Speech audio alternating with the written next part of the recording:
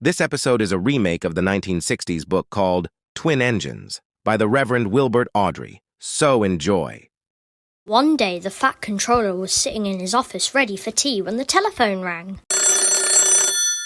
"Hello?"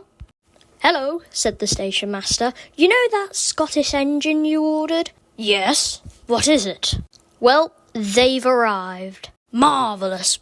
Wait, did you just say they?" "Yes, sir. 2 engines arrived." "Well, send the other one back then." "Which one, sir?" "Engines come with numbers. We ordered number 57646. Send the other one back." "Sir, I visit them this morning, and they say that they've lost their numbers." "What do you mean they lost their numbers? Numbers are painted on them." "You'd better go visit them in the yard." "Oh, I will. Goodbye." Then the Fat Controller came to the yard, with the shock that the 2 engines arrived instead of 1. Aye, sir, said the 2 engines. "Good morning," said the Fat Controller. "I hear you 2 lost your numbers. How did that happen?" "They must have slyly slipped off while we were asleep. You know how it is." "I know," said the Fat Controller. "Accidentally, on purpose." "Oh, sir, you're nae thinking that we took 'em off ourselves, are ye?" "Well, I'm not so sure," said the Fat Controller. "Engines have numbers painted on them. They don't just fall off now, do they?" "Now then, you 2, said the Fat Controller. "Which one of you is numbered 97646? "Ah, well, we've had loads of numbers over the years, sir. We don't know which one we ended up with. We can't see our cab sides after all." "Right. What are your names, then?" "Donald, sir." "And Douglas, sir." "Right. Now we're getting somewhere. Your controller can tell me who is who, then I can send the imposter back." "Ah, you'll get nae muckle help from him, sir." "And why is that?" "We had given ourselves names when we lost our numbers, so we don't get confused on who is who." "Ugh. Inspector, give these engines numbers, 9 and 10. "Listen here, you 2, said the Fat Controller. "If I'm to have an extra engine on my railway, I expect double the amount of work done. I know one of you is playing truant, and I will find them out, and I will send them home. The engine who does the least amount of work, I will assume is the imposter, and will be sent home." Donald and Douglas are practical, preppery, and proud.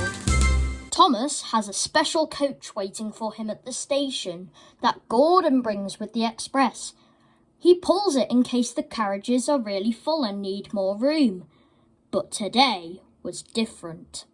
Douglas was keeping the yard intact while Duck was away. He had forgot all about the special coach because he was thinking really hard. "Oh, I hope the Fat Controller doesn't realise that I'm the stowaway." Then he puffed away. But then 5 minutes later, Thomas came into the yard shouting, "Oh, where is it? I've got to find it." "Where's what?" said Donald. "The coach." "What coach?" "My special coach. It's supposed to be at the station, but now I'm having to run around looking for it. I'm going to have to continue my journey without it. Thanks for nothing." "Oh, no, Donny." "What, Doogie? What's the matter?" "I might have accidentally shunted the special coach along with the empties." "Well, the Fat Controller will be finding out. And look, there he is over there with a large crowd of people. There's no doubt he'll send me back now." "Okay, Doogie, listen to me. I've got a plan." "What?" "We'll swap tenders. I'll pretend to be you and you'll pretend to be me. So Donald left with Douglas's tender. Then the Fat Controller arrived. Douglas, with Donald's tender, had an innocent expression on. "Ah, number 9, he said to Douglas.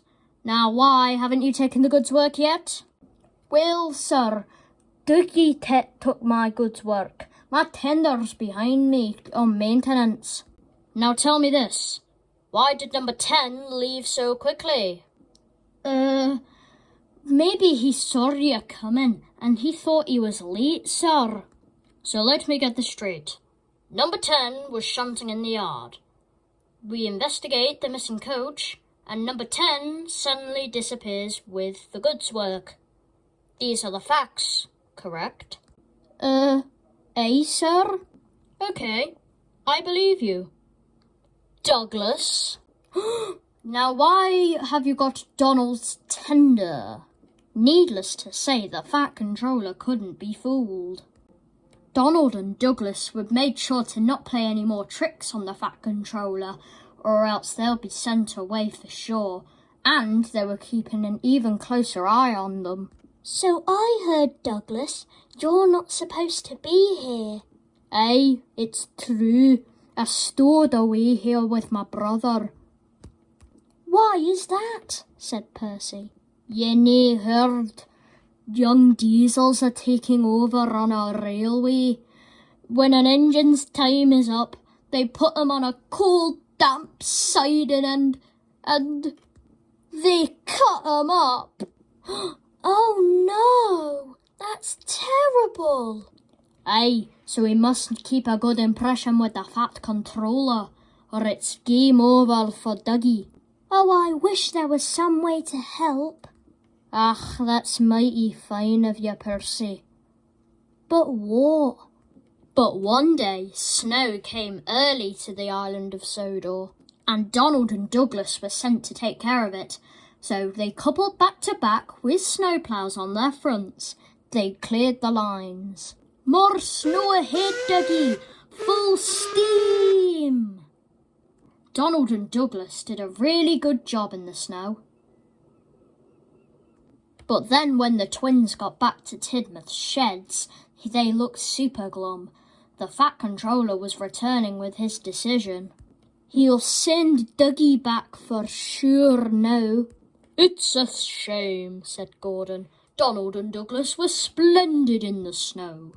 "They even saved my train from a massive accident," said Henry. If there was a way to convince the Fat Controller to keep them to stay," said Gordon. Then one day when Percy came back from his mail run, he spoke to the other engines. Everyone! I spoke to Edward and he says we need a depot station." "Of course," said Gordon. "But the question is, what is a desperation?" said Henry. "It's where somebody tells the Fat Controller something's wrong and asks to put it right." "Did you just say, tell the Fat Controller?" But there was a massive silence. "So," said Gordon, "who's going to do it?" Henry could do it." "Nope, it can't be me." Donald?" "No, can't be one of us." "Gordon?" "I propose," said Gordon, "that Percy be our desperation." "What, me?" "Nonsense, Percy. It's easy," said Gordon. "Right, off you go then. Bye." "Oh, fine. I really don't like this. I really don't like this. Hello, Percy." Oh, hi, sir. I'm sorry, sir. I'm really sorry, sir.